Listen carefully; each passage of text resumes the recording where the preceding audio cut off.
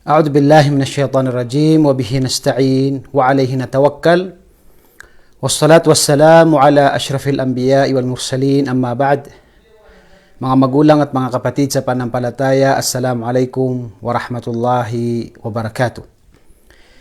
Mga magulang at mga kapatid sa panampalataya, una-una Assalamualaikum at magandang araw po sa inyo lahat. Kahapon po hindi tayo nakapag-live at naputol po yung live natin dahil mahina yung internet natin. At ako po ay may bisita, ang ating isa sa mga alim natin, mga da'ya natin na si Sheikh Alimuddin at saka si Sheikh Ali Khamlon at isa sa mga kaibigan natin din na engineer. At kahapon po kami ay nag-live sa page ni Alimuddin, Sheikh Alimuddin. At alhamdulillah napakarami pong napulot sa akin po, sa sarili ko napakaraming napulot na aral doon sa araw na yun, alhamdulillah. Ngayong araw po ang pag-usapan natin ay yung mga mabuting, sinabi ko, ito'y isinulat ko na mabuting balita at mabuting payo na napapanahon. Dahil sa napakarami ngayon, simula kahapon o isang araw, pagbukas mo ng Facebook, ay parang makikita mo halos puro mga usapin ng about sa tinatawag na hijab at saka iba pang mga minsan nakakalungkot at minsan naisip din natin na alhamdulillah dahil tayo ay ginabayan ng Allah subhanahu wa ta'ala sa pananampalatayang ito. Bakit mabuting balita? Kasi gusto kong kasi minsan nakakalungkot minsan nangyayari, nakikita natin yung mga kapwa natin nagtatalo o anuman. Kaya gusto kong maghatid ng mabuting balita. Ano magandang mabuting balita na napapanahon sa sitwasyon natin ngayon? Upang mawala yung lungkot natin sa nakikita natin na pagbabangayan at pagtatalo ng ibang mga kapatiran natin. So upang tayo ay maging maginhawa at mawala yung lungkot natin, ang una-una na gusto kong ibalita sa inyo ay alhamdulillah, ang relihiyong Islam sa kanyang mga foundation, yung mga foundation ng relihiyong Islam ay yan po ay matatag at hindi po nagkahati-hati ang mga pananaw diyan ng mga ulama. Ang foundation ng Islam ay iisa lang at alhamdulillah, ang mga ulama natin ng Ahlus Sunnah wal Jamaah ay sila po ay nagkakaisa sa bagay na ito. Yan po unang balita natin. Alhamdulillah, kung tayo ay isang mananampalataya at sa akida ng Ahlus Sunnah wal Jamaah, wala po tayong dapat ipangamba dahil ang mga ulama natin sa Ahlus Sunnah wal Jamaah ay nagkakaisa po sa mga foundasyon ng ating relihiyon.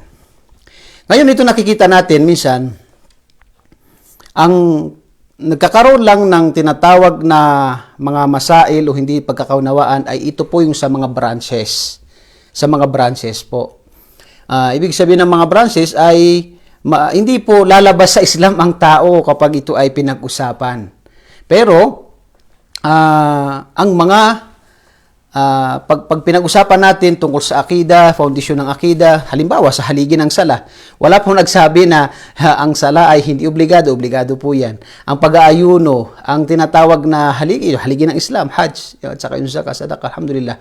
Yan po ang foundation ng Islam, wala po tayong problema doon. Ganun din sa ating sa akida natin, sa paniniwala natin kay Allah, paniniwala natin sa mga propeta, sa mga kasulatan, paniniwala natin sa araw ng paghukom. Ito mga bagay na ito, yung mga foundasyon ng Islam, wala pong tinatawag na bagay na nagtalo dito ang mga ulama. Alhamdulillah, ito yung foundation natin at ito yung pinakamahalaga. Ang minsan nagkakaroon at yung kadalasan nagkakaroon ng tinatawag na mga ibang pananaw ng ating mga ulama ay doon po sa mga branches. Mga branches po yan. Kaya huwag tayong mag-alala. Alhamdulillah, sa gabay ng Allah subhanahu wa ta'ala, maging matatag tayo dahil at maging masaya tayo dahil ang ating relihiyon na nagmula kay Allah subhanahu wa ta'ala, ibinaba kay Propeta Muhammad sallallahu alaihi wasallam at sa kanyang mga sahaba, ayan po ang ating paniniwala. So alhamdulillah, yan po sa unang balita ko na magandang balita na sinabi ng propeta sallallahu alaihi wasallam na la tajtami'u ummati ala ad-dalalah. Napakagandang balita na sinabi ng propeta sallallahu alaihi wasallam na hindi magkakaisa o magtitipon ang aking mga umma sa gawain na pagkaligaw. Okay, so kapag ang mga ulama ay nagkaisa sila, makikita mo na ito yung tinatawag na pagkakaisa sa mga fondasyon ng relihiyong Islam. Wala pong tinatawag na pagkakaiba-iba ang mga ulama sa mga fondasyon ng Islam. Kaya alhamdulillah, yan po ang unang balita ko sa inyo ulit na alhamdulillah sa mga foundation ng ating relihiyon ay wala pong mga ulama na nagkahati-hati ang ano dyan. Diyan po sa mga minsan kakaroon po ng mga usapin, yan po ay tinatawag na mga branches. So hindi po ibig sabihin na kapag ang tao dyan ay nagkamali, ay hindi po siya lalabas sa Islam. Okay? So yan po ang isang unang balita ko. Sana po ay maging mapanatag tayo. Alhamdulillah, dahil ang mga branches doon lang po nagkakaroon ng kunting hindi pagkakaintindihan dahil sa magkakaiba po ang ating pagkaintindi. Ang mga sahaba, ganoon din na gusto kong pangalawang balita na gusto kong ibalita sa inyo ay ang pagkakaroon ng pagkakaiba-iba ng pananaw. Ayan po ay nandiyan na maging sa mga sahaba. Ang mga sahaba, nung namatay ang propeta sallallahu alaihi wasallam ay nagkahati sila kung saan ililibing si propeta sallallahu alaihi wasallam. At alhamdulillah, dahil sinabi, Allahu alam, si Abu Bakar na kung saan namatay ang propeta ay doon siya ililibing. So sa una, hindi nila alam yung gagawin nila. At karamihan na makikita natin sa mga bagay-bagay na nagkakaiba yung pananaw ng ating mga ulama dito ay yung mga panibago. Mga panibago na mga bagay nawala sa panahon ng mga sahaba, wala sa doon nagkakaiba. Ito karamihan ay mga branches. So ito yung tinatawag na mas'ala ijtihadiyya.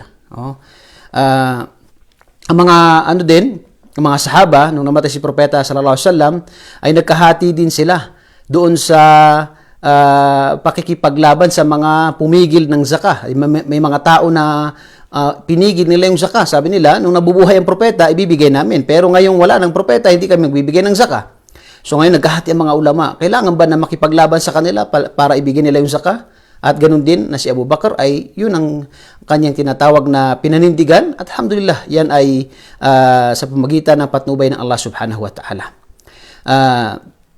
Ganun din na dapat nating malaman sa ganitong klase ng normal po 'yan kasi mayroon po tayong tinatawag na parang itong daliri natin Ang daliri natin ay magkakaiba, mayroong magkakaiba sila. Ito parang tao tayo. So meron tayong iba-ibang pamamaraan, iba-ibang pagkakaintindi. Kaya normal po ang bagay na ito. Maging sa mga sahaba ay nagkaroon sila ng khilaf. Pero ang magandang balita ay ang mga sahaba ay hindi po sila nagsalita ng masama sa kanilang kapwa. Hindi po sila nagsalita ng masama sa kanilang kapwa. Alhamdulillah. Sila ang dapat nating tinatawag na tingnan. Nagkaroon sila ng khilaf pero hindi sila nagsabi ng masama sa kanilang kapwa kundi malinis pa rin ang kanilang puso sa kanilang kapwa. Mayroon man silang nagkaroon sila ng hindi pagkakaunawaan pero nanatili pa rin ang kanilang pagmamahalan bilang isang magkapatid sa Islam. So mabuting balita po yan na dapat nating tingnan na yan po ay mangyayari talaga. At ang khilaf hanggang nandito pa tayo ay meron talagang khilaf. Kasi magkakaiba tayo ng pananaw. Ngunit, inshallah, babanggitin natin yung mga pamamaraan pag, halimbawa, nagkahati yung ulama doon. Pero ito yung unahin ko muna yung mga mabubuting balita. Ganon din, na sa pagtipon ng Quran. Sa pagtipon ng Quran ay nahati ang mga ulama doon nung namatay si Propeta sallallahu alaihi wasallam. Naisulat ang Quran. Pero yung pagtipon ng Quran sa panahon ni Abu Bakar, hanggang sa nagkaisa sila doon. Pero sila ay nag-usap. Sila ay nag-usap sa mga sahaba at tinipon nila ang banal na Quran. Ito ay isa sa mga natapos ni Abu Bakar As-Siddiq radiyallahu anhu. Isa po sa hindi po masama tulad ng nangyari sa panahon natin ngayon, ang pinaka sa opinion ko na hindi po masama na banggitin mo ang tao, ang pangalan ng tao kapag siya ay nagkamali. Pero sa sarili kong opinion ay banggitin ang pangalan. Halimbawa, si Fulan ay nagkamali sa ganitong katanungan, ganitong bagay na dapat ay ito ay itama. So ganun yung sa sarili kong pananaw, kasi kung titingnan natin sa panahon ng propeta sallallahu alaihi wasallam, sa panahon niya, pag may mga nakagawa ng pagkakamali, ay nagbibigay ng sermon ang propeta sallallahu alaihi wasallam at kanyang sinasabi na mabalu qaumun. Subhanallah. Ang kanyang binabanggit ay hindi ang pangalan ng tao. Kaya isa rin mas mainam yun. Halimbawa, nagkamali si Fulan. Ito yung sa mga kapatid ko na ito sa mga ulama, ito isa sa mga tarikan nila, pamamaraan nila na dapat kapag ito ay mga mali na hindi naman ito tinatawag na mali, yung pagkakamali ng brother, yung kapatid natin, ay hindi yung sa mga usul, hindi yung sa mga foundation ng Islam, dahil kailangan na yan, kapag tinanggal na niya yung isa sa mga foundation ng Islam, kailangan talaga magbabala doon sa tao na ito. Pero ang isa dito, sa panahon ng propeta sallallahu alaihi wasallam, ay kapag may mga sahaba na nagkamali, ang kanyang sinasabi na mabalu qaumun. Mabalu qaumun. Ano ang ginagawa ng mga tao na ito? Ano yung kalagayan ng mga tao na ito? At ang binabanggit dito yung tinatawag na pangalan ng gawain. Yung gawain. Dito, may pumunta kay propeta sallallahu alaihi wasallam na 3 lalaki at tinanong nila ang katayuan ng propeta sallallahu alaihi wasallam. At sabi ng isa sa kanila, hindi na ako matutulog, magsasala ako na magsasala. Yung isa naman, hindi na ako mag-aasawa. Bakit? Dahil gagawa na lang siya ng pagsamba. At mag-aayuno na mag-aayuno. Yung isa, hindi na ako matutulog, hindi na ako kakain, ako'y mag-aayuno na mag-aayuno. Okay. Ang propeta sallallahu alaihi wasallam dumating at sabi niya, mabalu qaum. Di ba? Mga ganun yung propeta. Ano yung nangyari sa mga tao na ito? Sinabi ng propeta sallallahu alaihi wasallam, pinaliwanag niya na ako ang mas matakutin sa inyo. Ngunit ako ay nag-aasawa. Dahil yung isa sa kanila sinabi na hindi na ako mag-aasawa, gagawa ko ng kabutihan. Sabi niya, ako'y nag-aasawa at ako ay natutulog at ako'y kumakain. So yung pagbalanse sa buhay ng isang mananampalataya, ibalanse natin yung tinatawag na pagsamba kay Allah at yung tinatawag na sarili natin, yung karapatan ng ating sarili, yung tinatawag na ano. So dito makikita natin kapag halimbawa pati ang mga ulama, mga kibarul ulama, makikita natin yung mga, bakit kibar? Kasi sila yung mga malaking mga ulama, na sila yung may mga malaki ang kanilang experience sa da'wah, sa pagpaparating sa mga tao, sila yung nasa field. At dito makikita natin na kapag tinanong sila, ang kanilang sinasabi ay sino man ang gumawa ng bagay na ito ay nagkamali at ang tama ay ganito. So napakaganda po ng ganoon na banggitin natin yung mali at itama natin. Okay. Kaya sa mga ulama, inaano din nila yung kapag tayo ay magtatanong, bakit sinabi ni Fulan na ganito? Okay. So dapat wag din tayo maging dahilan ng ng away. Mas maganda yung pagtatanong tayo, ano po ba yung rulings ng ganito? So ngayon papaliwanag sa atin ng ulama. Kasi pag sinabi natin na tinanong natin sinabi ni ganito na ganito, tapos kukunin mo na naman yung sagot nito at i-transfer mo naman doon. So tayo minsan nagiging dahilan ng away. So ang ano natin doon is kung tayo naghahanap ng katotohanan, kung ano yung mga dalil na ano natin, kung saan yung pinagkakatiwala natin ng ulama, alhamdulillah, yun ang tanggapin natin.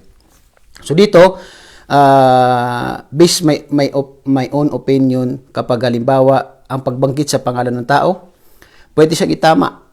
Dahil yan ay tinatawag na Allahu alam, nabasa ko sa mga post ng mga brother na may dalil siya na pwedeng katibayan na pwedeng banggitin ng pangalan. Pero doon sa pagkakamali ng tao, yun ang itatama. Halimbawa, nagkamali si brother sa ganitong katanungan, si brother na ganito ay nagkamali at ang tama ay ganito.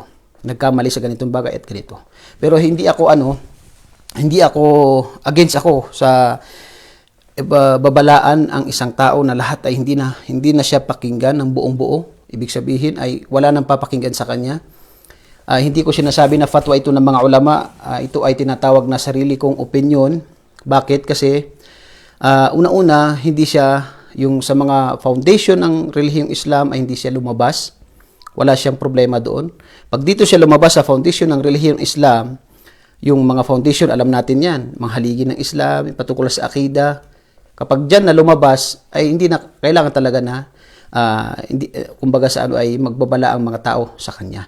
Pero sa mga branches ay itama lang yung pagkakamali. Itama lang yung pagkakamali. At hindi na kailangan na Allahu alam, hindi na kailangan na magbigay ng babala na lahat ay hindi pakinggan sa kanya dahil lahat po tayo ay nagkakamali. At sino mang magsabi na siya ay perpekto, yan po ay siyang maling pananaw. Wala pong ni isang ulama na wala pong pagkakamali. Kahit yung mga pinagkukunan natin ng mga sources about sa Islam, meron silang binabanggit ng mga ulama na si ganito, si imam na ganito ay nagkamali sa ganitong mga bagay. Si Sheikhul Islam ay mayroon siya mga, halimbawa, may siyang tafsir na ganito, sinabi ng ano na siya ay ganito ang tafsir niya pero ang tama ay ganito. Pati ang mga ulama natin, yung apat na madhab natin. Yung mga madhab natin, yung tinatawag na, yung mga madhab natin, sila din ay nagsabi na kapag mali ang kanilang pananaw, pag may Quran o may hadith, may dalil, ay panghawakan mo ito at huwag mong kunin yung aking tinatawag na pananaw. So dito makikita natin yung tinatawag na ng mga ulama, yung pamamaraan nila. Okay. Kaya sabi natin, wala pong ulama na perpekto, lahat po nagkakamali. Wala pong perpekto maliban kay Propeta sallallahu alaihi wasallam dahil siya ay bumababa sa kanya ang tinatawag na revelasyon mula kay Allah subhanahu wa ta'ala na siya ay tinatama kung siya nagkakamali. Kaya hindi siya nagkakamali dahil dumarating sa kanya yung tinatawag na okay, pasensya na po, naputol yung live natin, subhanallah. Okay, so dito po, gaya na sabi ko, hanggat ang tao, hanggang ang kapatid natin ay siya po ay tinatawag ng kanyang pagkakamali ay doon lang sa mga branches, itanga po natin ang kanyang mali at hindi po kailangan sa mayon na babalaan siya sa lahat ng kanyang kasi ang tao maaring nagkamali siya doon, ngunit maaari ito'y baguhin niya. So yung tinatawag na hanggat ang tao hindi siya nagkakamali sa mga foundation, yung mga talagang malalim na foundation ng Islam na masisira niya ang relihiyong Islam, ay manatili po tayo na itama natin siya kasi obligasyon po ng ng alim yan at tayo bilang isang daiya, isang kapatid, isang mangangaral o isang wag po tayong magalit kapag itinama tayo. Kapag itinama tayo lang ng mga ang nagtama sa atin ay yung tinatawag na kilala sa kaalaman. Huwag po tayong magalit. Bagkus tayo ay magpasalamat kay Allah subhanahu wa ta'ala dahil meron po nagpapaalala sa atin sa ating kamalian. At yan ay obligasyon ng kapatid sa kanyang kapatid na kapag nakita niya pagkakamali ng kanyang kapatid ay itatama siya. Pero sa pinakamainam na pamamaraan.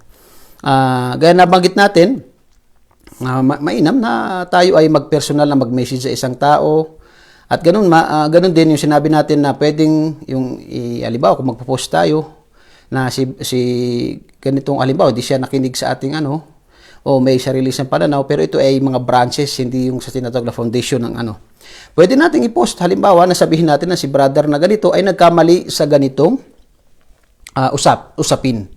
Sa ganitong usapin. Pero gano'n pa man, gano'n sa sarili kong opinion, ayaw ko pong sa mga ifta kasi napakahirap po yan. Sarili kong opinion na hanggat ang tao hindi po siya nagkamali doon sa branches, doon sa tinatawag na foundation, ay hindi po mainam na ito ay ipagbawal natin ang kanyang ibang kabutihan. Pero kung halimbawa, tinawag natin foundation na yung kanyang sinira, kailangan na pong tayo ay magpaalala. Dahil napakadelikado na po ang bagay na yan. Okay, so huwag po tayong magalit kapag tayo ay binigyan ng payo ng ating mga kapatid dahil tayo po ang salamin ng Muslim ay ang kanyang kapatid. At yan po ay malaking kumbaga pagpapasalamat natin kay Allah subhanahu wa ta'ala dahil tayo ay may mga ulama na sila po ay nagpapaalala sa atin kapag tayo ay nagkamali. Kung hindi po gawin ng mga ulama ang kanilang responsibilidad, halimbawa ng pagpapaalala, ay baka po tayo ay magkaligaw-ligaw na. Pero alhamdulillah, ito po ay isang malaking bagay po sa atin bilang isang mananampalataya na kapag na tayo ay nakita ng ating kapatid na nagkamali, tayo po ay nagpapayuhan. Ang kapatid mo ay tinatawag na yan ang salamin mo, na itatama mo siya sa kanyang pagkakamali. Obligasyon po yan ng mga ulama. Kaya huwag tayong magalit kapag tayo ay tinama o yung followers natin ay tinama sa tamang pamamaraan. Yan po ay obligasyon ng mga ulama na kung may pagkakamali ay itatama po nila sa tamang pamamaraan. Ganon din, isa yan sa mga, mga kamalian din. Ano ba yun? Okay, dito lahat, huwag kayong magalit, Yung una, huwag kayong magalit kung tayo ay pinayuhan, kung di tayo magpasalamat. Yung mga followers, huwag tayong magalit doon sa nagpapayo dahil una-una, ito yung pag-obligasyon ng mga ulama. At ganoon din lalo na yung mga bagay na ganitong hindi natin alam yung tinatawag na sa mga usapin na mga ulama, usapin ito ng mga ulama, huwag tayong makisawsaw dito dahil una-una, wala pong maidudulot sa atin, kundi makikipag-away lang tayo doon sa mga followers by followers. So, hindi po maganda yon. Okay. So, dito, sinabi ni Sheikhul Islam Ibn Taymiyyah sa isa sa mga narinig ko na sinabi ng mga ulama na kung lahat ng nakakaaway ng tao, yung nakakaalitan niya sa salita, ay puputulin niya ang kanyang koneksyon sa kanya, ay walang matitira na tao na magkakaibigan. So tayo, itong khilaf, nandyan na yan yung khilaf. Pero panatilihin pa rin natin yung pagkakapatiran, katulad ng ginagawa ng mga naunang ating mga ulama na sila man ay nagkakaiba ng pananaw, lalo na sa mga masail fiqhiyah. Sila ay ganun pa rin yung kanilang pagmamahalan at respeto sa bawat isa. Sila po ay nagmamahalan at nagrespeto sa bawat isa. Ganun man, lalo na sa mga masail fiqhiyah, yung pagbigkas ng bismillah ng malakas o hindi malakas, yung paglagay ng kamay dito o kaya dito, yan ay mga masail fiqhiyah na wala pong hindi dapat pag-awayan yung mga bagay na ito, kundi pwede natin kunin ito, pwede natin kunin ang mga bagay na ito. Pero sinasabi natin sa akida, kapag ito yung tinatawag ng mga usul, ito yung mga foundation, pagkakamali natin, kailangan po talagang paalalahan ng mga tao dahil maaari ito ay makaligaw. Hindi talaga makakaligaw ito lalo kung maraming followers. Pero kung ito ay mga mas'ala ijtihadiyah, tulad ng mga panibagong mga katanungan na walang mga rito yung mga ulama natin, yung mga kibar, mga naunang mga ulama natin, o silang mga ifta, kundi nababagay na papanahon sa panahon natin ngayon na mag-ijtihad ang mga ulama. So, normal na mayroong mga magkakaiba ng pananaw at kung magkamali man ng isang brother natin, inuulit ko na mas mainam na sabihin natin yung pagkakamali ng tao sa bagay na yon. Pwede natin sabihin na si Fulan ay nagkamali sa ganitong bagay at ang tama ay ganito. Napakaganda po yung ganung na ibanggitin natin yung pagkakamali at itama natin. Okay. Sa mga kapatid natin, lalo na sa mga da'iya, sa mga ustad, sa yung mga nagsasaliksik ng kaalaman, palagi tayong humingi ng tinatawag na advice, sumangguni sa mga elders natin ng mga ulama. Lalong-lalo na yung mga naunang mga ulama natin na sila yung nasa field. Sila yung gumagawa na kasi kapag halimbawa katatapos mo lang ng halimbawa ng Sharia, kagraduate mo lang, ikaw ngayon ay halimbawa na active sa social media, magkaiba yung pananaw ng isang tao na hindi pa niya nasubukan yung sa field at saka yung ibang mga Kaya ang pinakapayo natin ay doon, pag tayo ay hihingi ng payo, ang pinaka mas mainam, kung halimbawa may ulama ito, doktor, at may ulama ito, doktor, tingnan natin yung mas marami ang experience niya, mas marami ang niya, yung mas magulang, mas mataas ang kanyang kasi yung experience niya sa da'wah, yung kanyang naranasan sa da'wah. Halimbawa sa panahon, marami yung lumitaw sa atin na mga tinatawag na mga Daesh o mga ISIS na dahil sa iniwan nila yung paghingi ng payo sa mga advice ng mga kibar ulama, yung mga elders natin ng mga ulama, ay dumating sa point na halimbawa si Murad ay sinabi nila, yung si Murad na Allah yahfaduhu, ang Prime Minister ng BARM, kung di ko nagkakamali, yung Prime Minister ang tawag doon. Sinabi nila siya ay isang murtad o tumalikod sa relihiyong Islam dahil lang sa siya ay nakikipagkasundo sa gobyerno.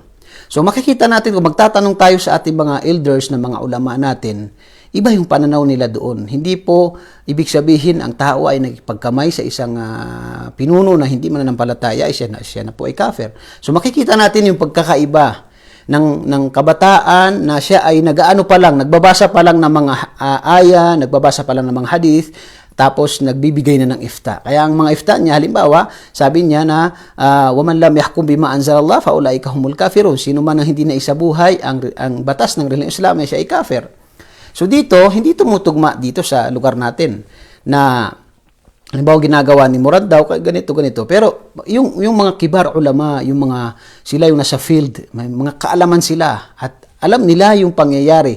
Makikita mo yung yung hikma sa kanilang pagsagot, yung pamamaraan ng kanilang pagbibigay ng Kaya yan ang karamihan sa mga ulama ay hindi natin pwedeng hindi natin pwedeng iwanan o tinatawag na lagpasin itong mga ulama natin na mga kibar na sila yung mga naunang nagbigay ng mga payo. Sila yung alam nila yung sitwasyon ng mga tao, yung sitwasyon ng lugar.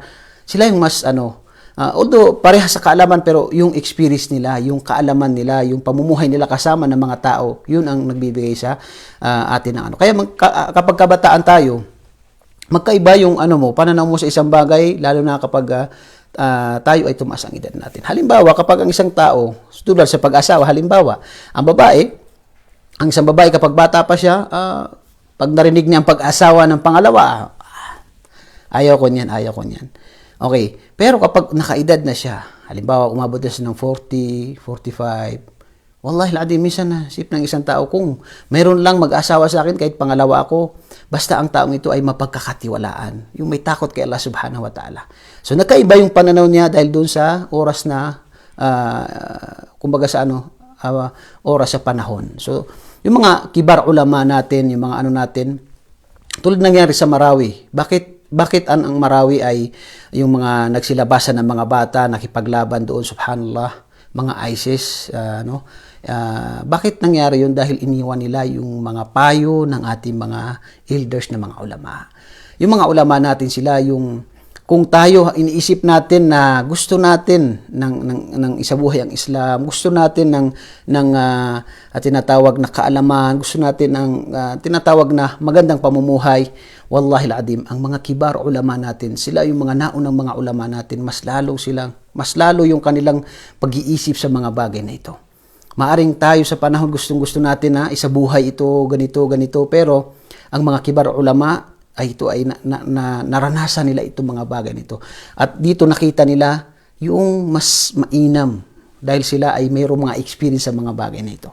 Kaya wag nating iwanan kapag tayo ay may mga bagay na lalo na sa mga opinion, sa mga panibagong opinion sa napapanahon, ay magsangguni tayo sa mga kibar ulama, yung may mga kaalaman, kilala sa kaalaman, na sila yung alam nila yung pamumuhay ng mga tao. Halimbawa sa atin, si Dr. Farouk, Allah yahfadu, Dr. Abdul Karim, yung mga doktor na hindi ko sinasabi yung mga maliliit na, yung mga kabataan na mga may kaalaman na hindi tayo magsangguni sa kanila. Pero ang mas mainam na ay yung pagsangguni sa mga tao, sila yung mga may kaalaman pero alam nila yung pangyayari, alam nila yung nakasanayan nila, naalaman nila yung sitwasyon ng mga tao at doon sa lugar dahil sila yung may experience sa bagay na yon. Okay, dito naman so syempre dito, wag nating sayangin oras natin sa sinabi ni ganito, sinabi ni ganon. Ang pinakamainam ay palakasin natin ang ating kaalaman. Dahil kapag nalaman natin nadagdagan ang ating kaalaman, ay alam natin, mabibigyan tayo ng pagkakataon na malaman natin ang katotohanan. Huwag natin sayangin ang oras natin sa sinabi ni ganon. Wala pong katapusan yan eh. Wala pong katapusan ng mga bagay na yan. Kaya may advice natin, ay magsaliksik ng kaalaman, ang tunay na pagsasaliksik ng kaalaman. Hindi po kahit may edad tayo. Tingnan mo, si Propeta Muhammad sallallahu alaihi wasallam ay 40 years old. 40 years old nung siya ay tinatawag na naging propeta. Si Abu Bakr as-Siddiq ay 38 years old. So ibig sabihin ay kumbaga sa ay yung edad niya ay hindi siya kakatandaan. Siya 38 years old. At doon nagsimulang mag-aral si Abu Bakr as-Siddiq kay Propeta Muhammad sallallahu alaihi wasallam, at ayon sa mga ulama, siya ang pinakamaalam sa mga sahaba. So hindi pa huli sa atin na magsaliksik ng kaalaman. Hindi pa huli sa atin ang magsaliksik ng kaalaman. Ganon din na wag nating tulungan si Shaitan sa kanyang kagustuhan. Anong kagustuhan ni Shaitan? Ang kagustuhan ni Shaitan ay magkawatak-watak ang mga Muslim. Magkawatak-watak ang mga mananampalataya. Yan ang gusto niya. Sino ang pinakamasaya sa mga sitwasyon na ang isang tao ay yung nagkaroon siya ng pagkamuhi sa kanyang kapatid, yung wala pong mananalo diyan, wala pong mananalo, subhanallah, kundi si Shaitan ay tuwang-tuwa dahil itong kapatid na ito ay minuran niya itong kapatid na ito ay tinatawag ng salita siya na masama dito, ito ay hindi na pinapansin, siya ay ganito. So dito ang pinaka masaya ay si Iblis. Dito yung gusto ni Iblis Dahil ang pagkakaisa ay lakas ng mananampalataya. Ang batong sinabi ng Allah, wa'tasimu bihablillahi jami'a wala tafarraqu. Kayo ay panghawakan nyo ang lubid ng Allah, ito ang Quran, at huwag kayong magkawatak-watak. So dito, panatilihin natin yung pagkakapatiran natin. Itama natin yung kapatid na ang brother, kumbaga, gaya na nasabi ng mga ulama, at ito yung sifa, katangian ng mga ulama sa kanilang pagtatama na imimesis nila ng ilang beses, at sasabihin nila na kung hindi mo ito, kapag ito ay sa mga akida na, sa mga usul, kapag hindi mo ito binago, ay tunay na ikaw magbibigay ako ng babala sa mga tao. At kapag hindi na binago, kung ito ay sa mga usul, ay kailangan talagang magbabala sa mga tao. Pero gaya ng nasabi ko na kung mayroon siya mga pagkakamali sa mga bagay-bagay na hindi ito yung mga usul, hindi yung mga foundation, ito yung mga furu, branches, ay itama natin na ang brother ay ito yung nagkamali siya sa ganitong bagay at ang tama ay ganito. So napakaganda po yung tayo ay magpayo ng galing sa puso natin. Iba po yung pagpapayo sa galing sa puso natin. Kasi hindi yung gusto nating ipanalo yung sarili natin. Kasi kapag gusto mong ipanalo natin ang sarili natin, hindi yung kay Allah, kundi ang gusto natin ay bilang pagmamahal at bilang awa natin sa mga tao na ito yung gusto natin itama yung mali. Kaya ang natin doon ay maitama natin ang brother na ito yung mali at dapat ito yung tama. So alhamdulillah, napaka-simple po kung titingnan natin ng ganung bagay na kung meron tayong tinatawag na puso na malinis sa ating kapatid. At wag tayong maging kasangkapan ni Shaitan sa ganitong mga bagay. Lalo na yung mga walang sapat na kaalaman na sila ay minsan nagbibigay ng mga sumasawsaw sa mga ganitong usapin na hindi naman nababagay sa kanila. So para tayo makapagpahinga ang isipan natin, ito yung pinakahuling payo ko na inshallah ay alhamdulillah, ganun nasabi ko sa inyo kanina, wala pong pagkahati-hati ang ating mga ulama sa yung mga usul, yung mga foundation ng ating Islam. Mga branches po ito, kahit nagkamali dyan ng isang brother, hindi po sila labas sa Islam, inshallah. Patuloy pa rin tayo magpayuhan dahil ang kapatid natin sa kapatid ay ito yung larawan natin ng ating kapatid at tayo ay magpasalamat kung mayroong nagpapaalala sa atin. At ito ay obligasyon ng ating mga ulama na tayo ay paalalahanan, ngunit napakainam na sa pinakamainam na pamamaraan. At ganoon din na kapag ang isang tao, halimbawa, nalilito na ako, Ustadi, sino ba? Lahat ito may kaalaman hindi natin papasukin yung tinatawag na. Magkaiba po yung da'ya at saka yung alim. Kaya napaliwanag natin. Yung alim, yan po ay may sapat na kaalaman. At yung da'ya naman ay lahat tayo ay pwedeng maging da'ya. Lahat tayo pwedeng maging da'ya. Ang da'ya ay, sabi ng propeta, balighu anni walau aya. Kapag ikaw ay nagparating ng isang aya, isang talata o isang hadith sa mga kapatid mo, sabihan mo kapatid mo na ikaw ay magsala, sabihan mo yung magbigay ka ng mga babasahin patungkol sa Islam, ikaw magparating na ang Islam, ang pagsamba sa nag-isang tagapaglika, ikaw ay isang da'ya. Pero wala tayong karapatan na magbigay ng mga fatwa, lalo na sa mga malalalim na mga usapin. So dito po ang ating titingnan. Kung halimbawa, ito ay alim, So lahat sila ay meron silang dalil mula sa Quran, mula sa Sunnah at mula sa mga ijma ng napagkaisahan ng mga sahaba.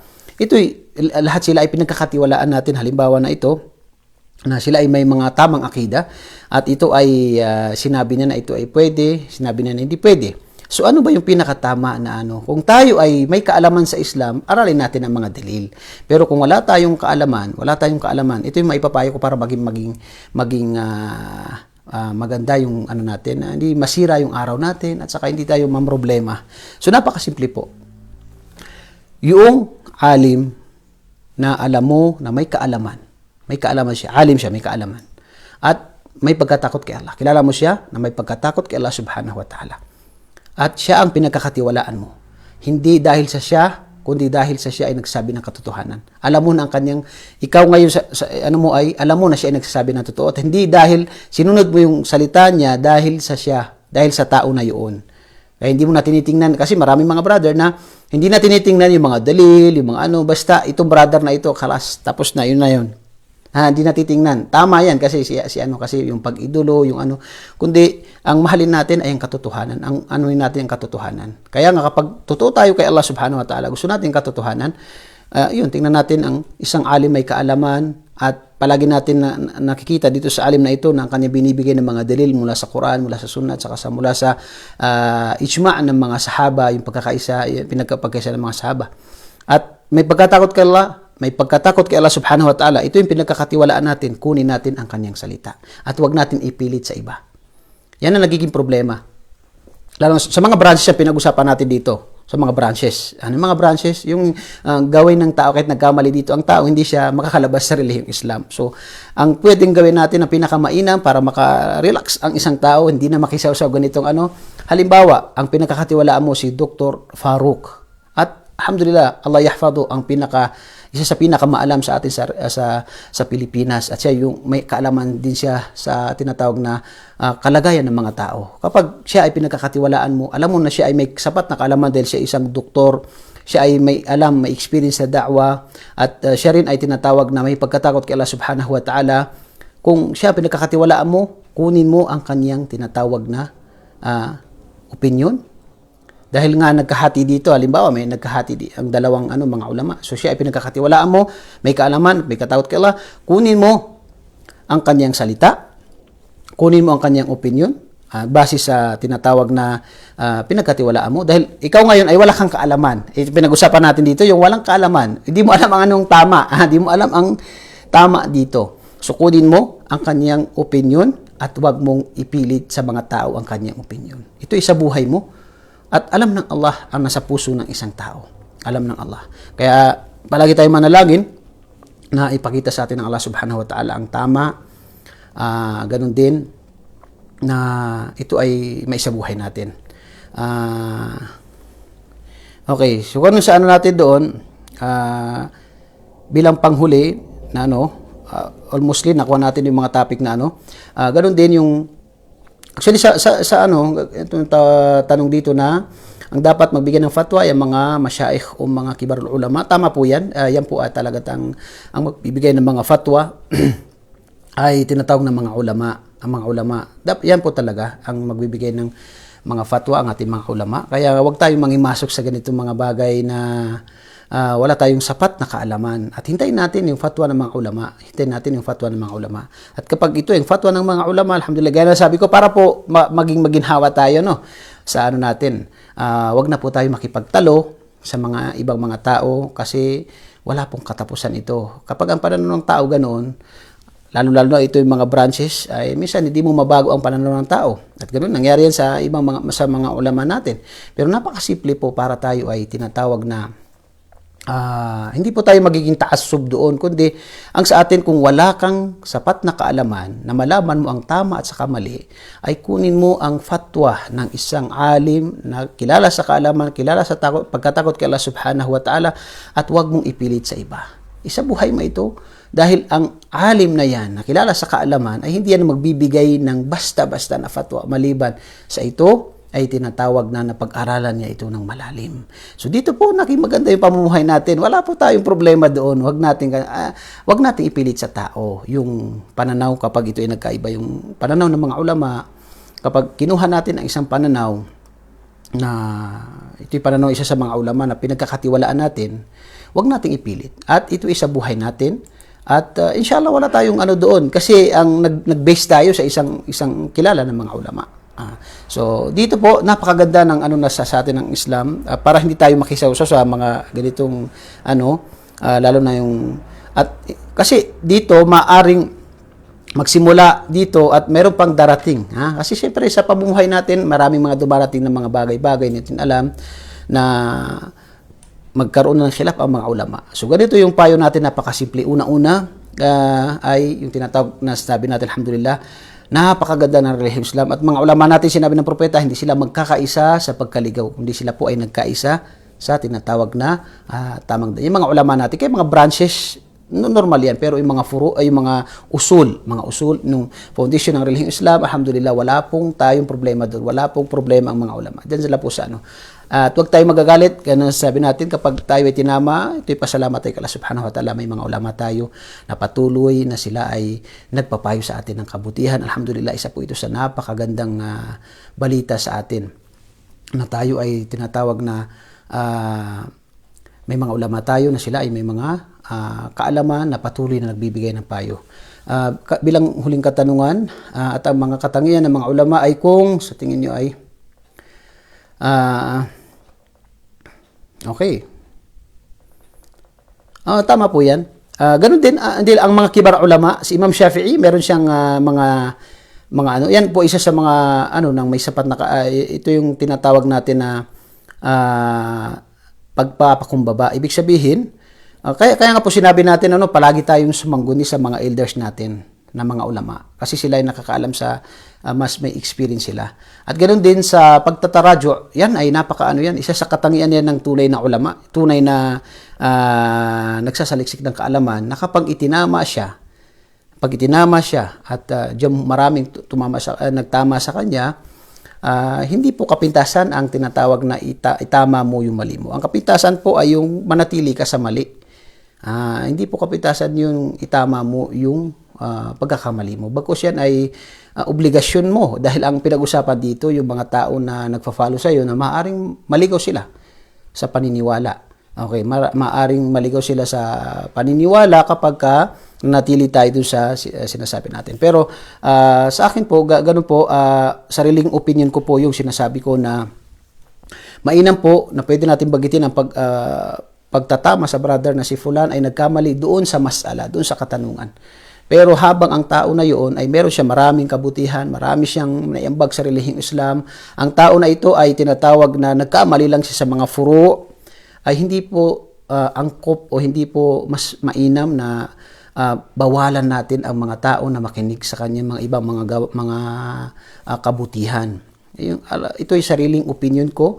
Kung may pagkakamali sa mga branches, itama natin ang kanyang pagkakamali. Una-una, kung kaya natin na sabihin sa kanya ng ilang beses at kung hindi siya makinig, ay sabihin natin yung pananaw natin, which meron tayong mga adilla, mga katibayan, mga sinabi ng Quran sa hadis o ijtihadiyya, sinabi ng mga ulama, yung mga naunang mga ulama, sabihin natin ng details. Alhamdulillah, ito ay obligasyon natin, na yung obligasyon ng isang alim na itama niya kung may pagkakamali upang hindi maligaw ang mga tao. Pero isipin pa rin natin, anuman ang natin, lalo na sa mga branches, gaya, palagi ko sila sabi sa mga branches, hindi po nararapat na tayo ay magkawatak-watak sa ganitong bagay, sa ganitong mga branches. So panatilihin po natin ang ating pagkakapatiran.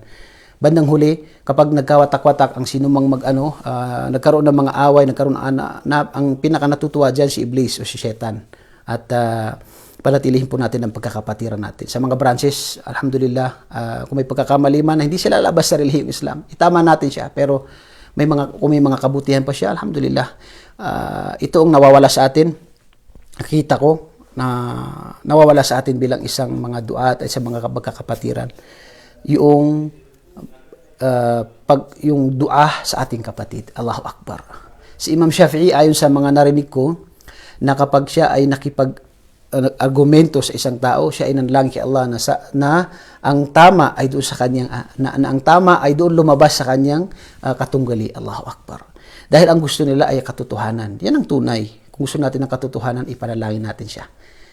Doon tayo nagkukulang. Ito isa sa nakita ko na doon tayo nagkukulang na hindi natin, kasi kapag tunay na mahal mo ang kapatid, papayuhan mo siya, kapatid mo ito may pagkakamali siya, pero kapatid mo yan sa Islam. Hindi siya nagkamali doon sa mga usul, mga foundation, kasi branches.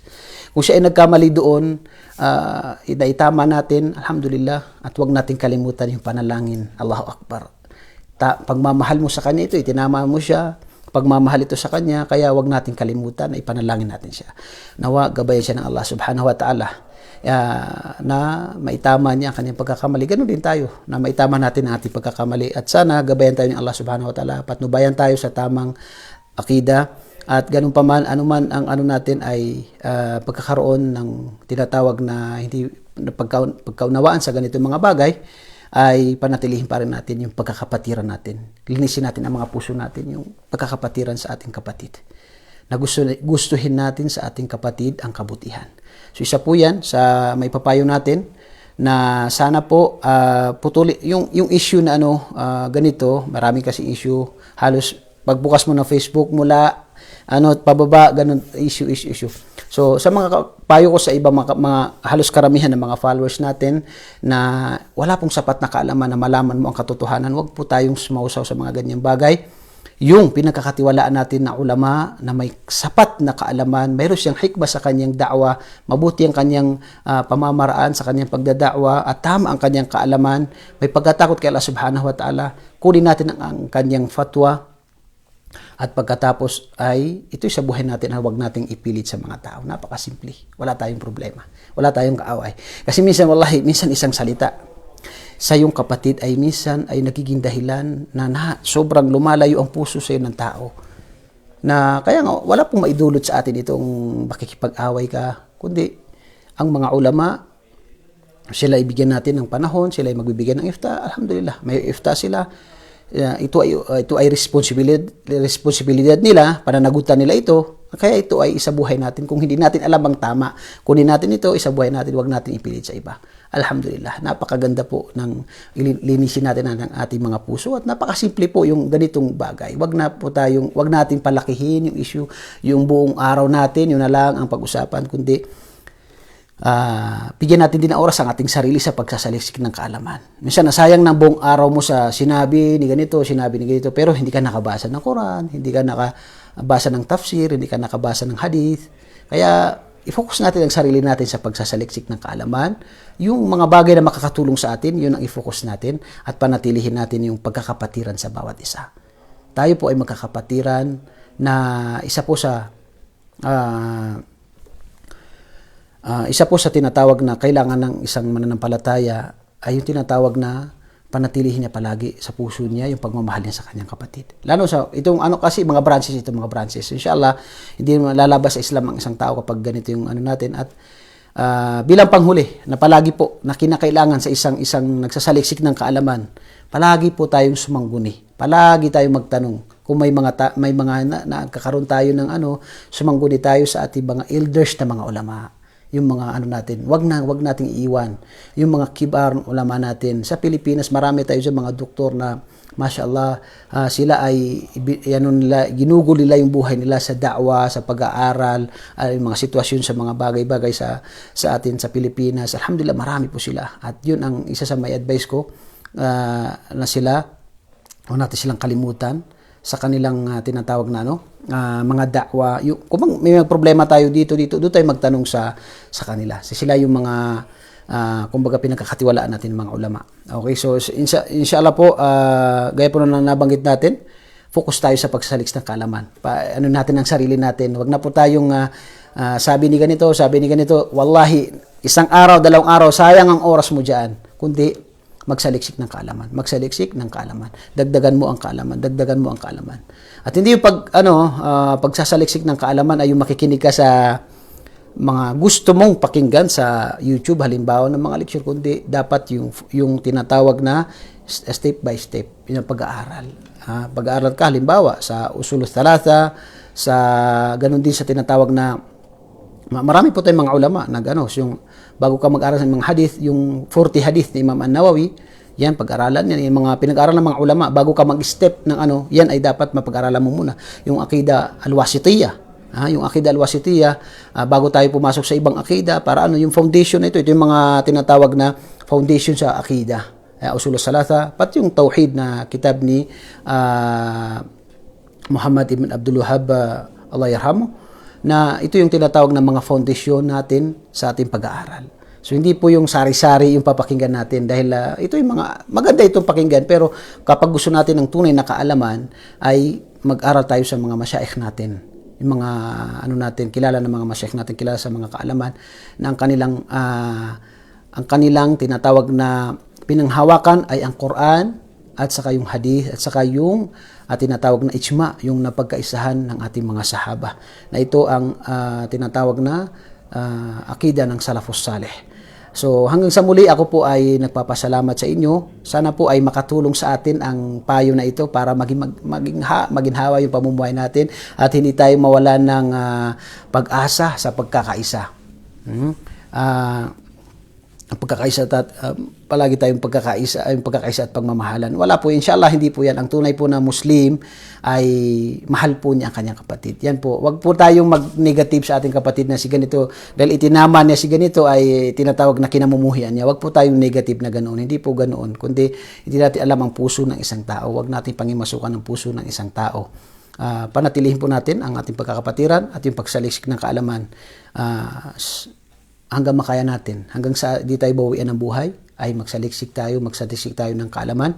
At sana po sa may mga katanungan, mag-direct na lang po kayo, mag-message sa inbox kasi minsan may mga bagay na hindi natin mga comment minsan hindi natin mabasa o naiiwan natin. So dito mag-direct na lang kayo, mag-message.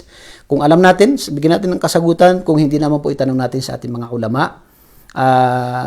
Palagi kung halimbawa man, huwag natin kalimutan ang panalangin natin sa ating kapatid. Wallahi, gustuhin natin sa ating kapatid ang kabutihan dahil yan ang tinatawag na kumpletong pananampalataya, kumpletong iman ng isang tao ay ipanalangin niya ang kanyang kapatid. Gusto niya sa kapatid niya ang kabutihan. So, nawa po ay nakapulot tayo ng aral sa araw na ito. Assalamualaikum warahmatullahi wabarakatuh.